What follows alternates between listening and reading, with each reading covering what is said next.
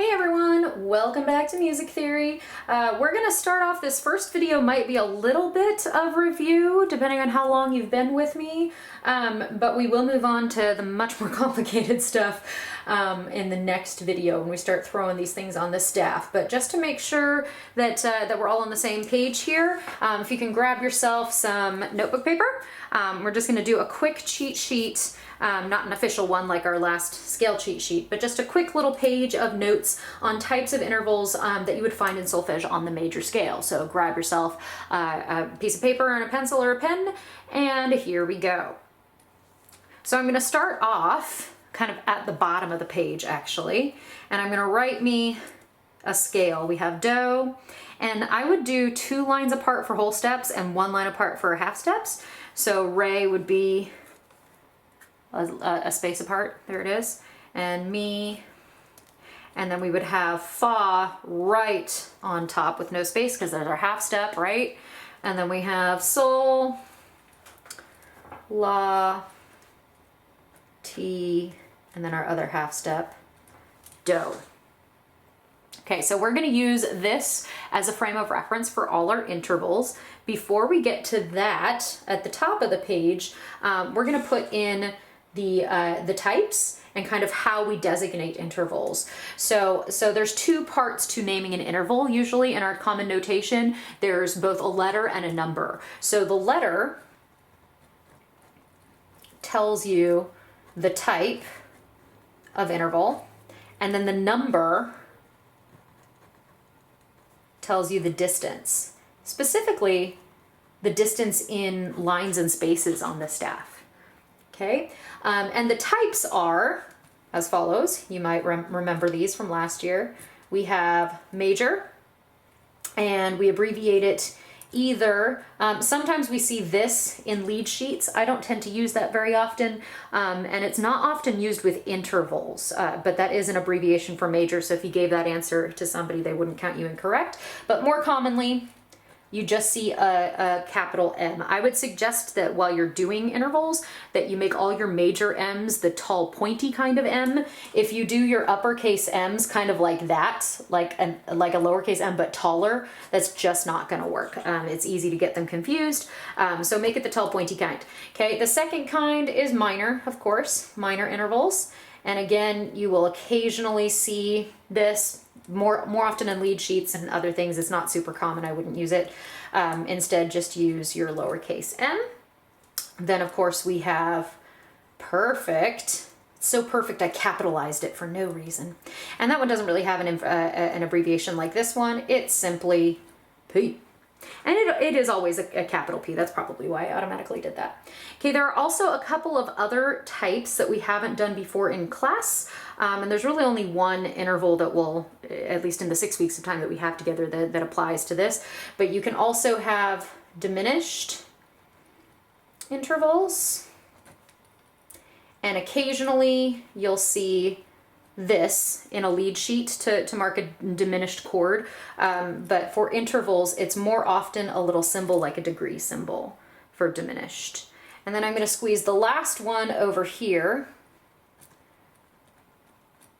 augmented, and I don't know actually if AUG is used as an abbreviation. I don't think I've ever seen it. It's not common if it is, but you often see a tiny superscript plus for that, for intervals. So anyway, those are your types. I like to kind of separate them out a little bit. Ooh, that was a terrible little squiggly line. I'm gonna make it a little more even. Hide my mistake. There we go. So you have your types.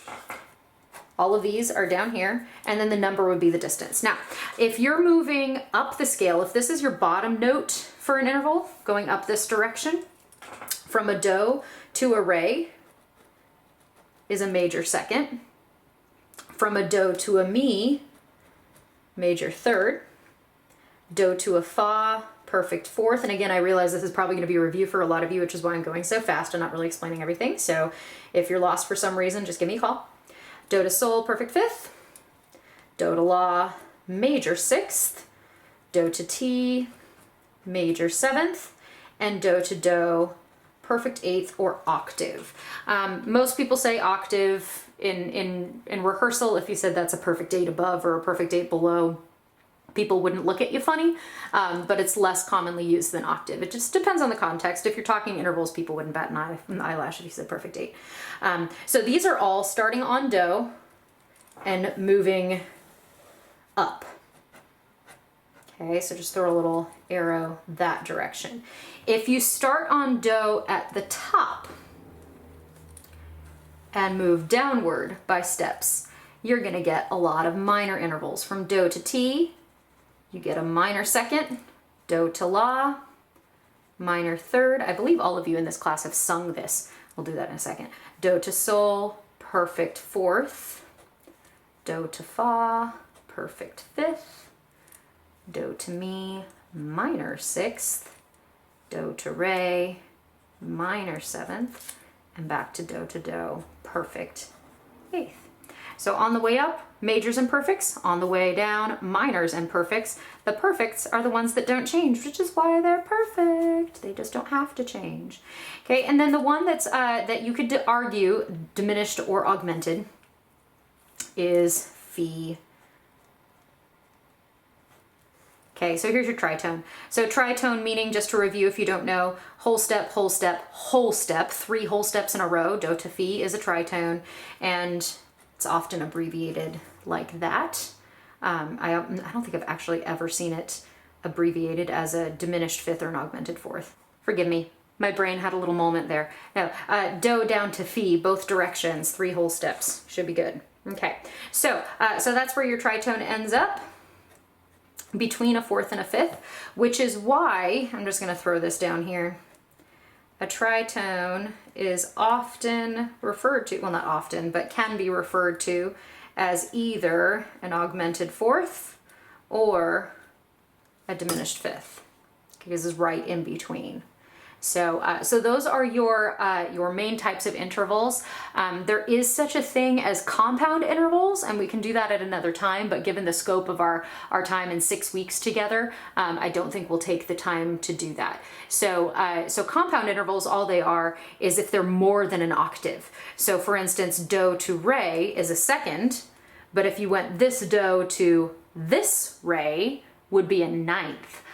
So anything above an eighth, anything above an octave, all it really is an octave plus another normal type of interval, like a second, which is why it's called a compound interval. So this do to this re is a ninth, but it's also, think of it as an octave plus a major second rather than a major second here. Or do to mi, this mi up here is a tenth, or it's an octave plus a major third. That's why they're compound intervals. So like I said, we won't get into too much of that, but this should be a pretty good summary of where we're headed this week. So let's keep going.